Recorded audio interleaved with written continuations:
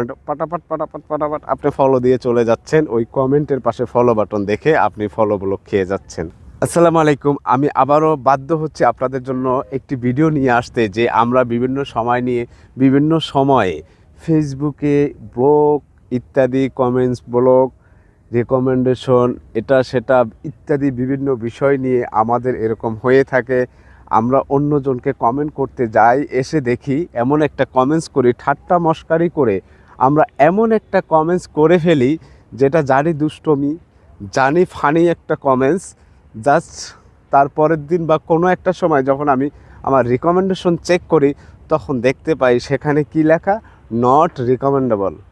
কেন এটা থাকে?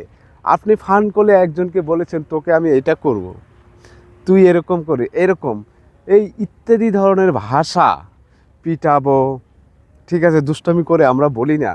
তারপরে এই যে কমেন্টে, হ্যাঁ এই যে এটাকে কি বলে, কমেন্টে মানুষকে থ্রেড দেয়, ওটা ফেসবুকের ভাষায়। আপনি তো ওর সাথে দুষ্টমি করতেছেন, ফান করতেছেন, তাকে আপনি দীর্ঘদিন ধরে চিনেন, এর জন্যই এই ব্যাপারটা তার সাথে আপনার সাথে এটা একান্ত পার্সোনাল। কিন্তু এটা যখন ফেসবুকের ভাষায় রুলসে এটা যায় না, এটাকে অন্যায় মনে করে, এটা ফেসবুক ক্রাইম মনে করে, অন্যায় মনে করে। আপনি তাকে বকা দিয়েছেন, এটা ফেসবুকের রুলসে নাই, ফেসবুকের কমিউনিটি স্ট্যান্ডার্ড গাইডলাইন যেটাই বলেন না কেন সেটাতে নাই। সুতরাং আপনাকে সে কী করে, নট রিকমেন্ডেবল, আপনার কি পেজে কিংবা আইডিতে নট রিকমেন্ডেবল দিয়ে দেয়। এই নট রিকমেন্ডেবল একবার দিলে না, সেই কমেন্টটা কিন্তু অটোমেটিক ম্যাটার ডিলিট করে দেয়, সেটা থাকে না। পরে আপনি চাইলে ডিলিট করতে পারেন না, নির্দিষ্ট একটা সময় থাকে হয়তো, বা তখন আপনি দেখেননি অথবা দেখেছেন কিন্তু ডিলিট করার কোনো অপশন থাকে না। তাদেরকে বলবো, এরকম আসতে পারে, আমরা ভুল করতে পারি, কিন্তু তাদেরকে বলবো হাল ছেড়ে দেবেন না। এটা আসছে কয়েকদিন পর আপনি কাজ করুন, আপনি একটু সুন্দর মতো কাজ করে যান, এটা আবার অটোমেটিক ফেসবুক মেটার তরফ থেকে আপনাকে ঠিক করে দিবে। এটার জন্য কারো কাছে যাওয়ার দরকার নেই। কিন্তু এই ধরনের ভুল করা যাবে না।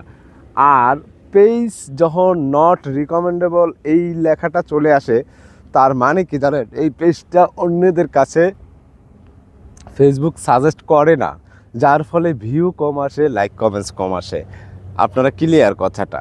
এখন এই বিষয়টা নিয়ে আমি অনেকবার কথা বলেছি আপনাদের সাথে, যে মেসেঞ্জারে অথবা আপনারা নক করেন, কিন্তু নক করে কোনো ফায়দা নাই, কারণ এটা আপনার হাতে। এই জন্য বলি ঠাট্টা মশকরা যাই কিছু করেন না কেন সেটা আপনি কখনও কারো কমেন্টস বক্সে করবেন না।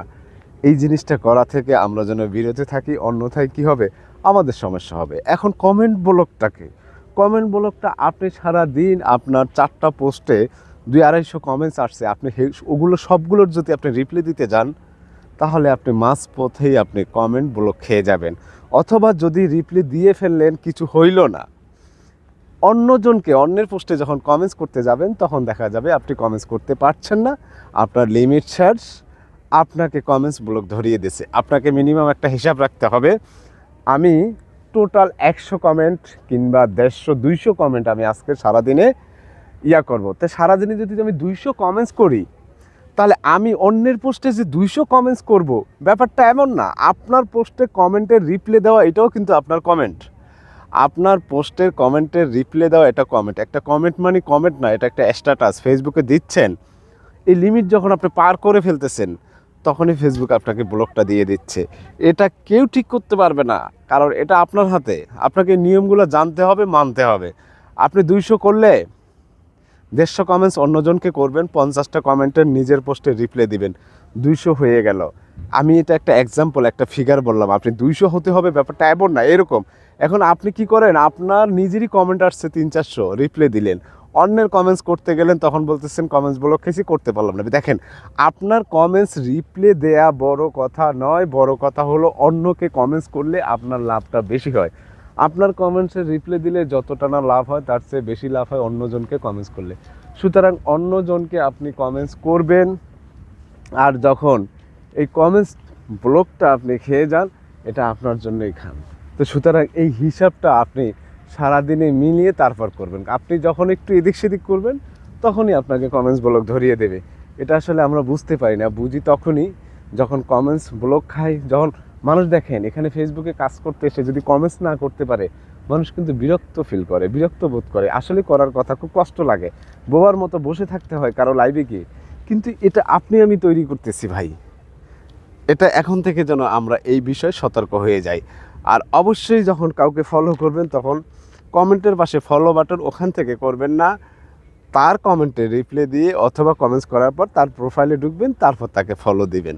এভাবে আর একটা কথা বলি, আর একটা সমস্যা আছে, সেটা হচ্ছে অতিরিক্ত রিয়্যাক্ট।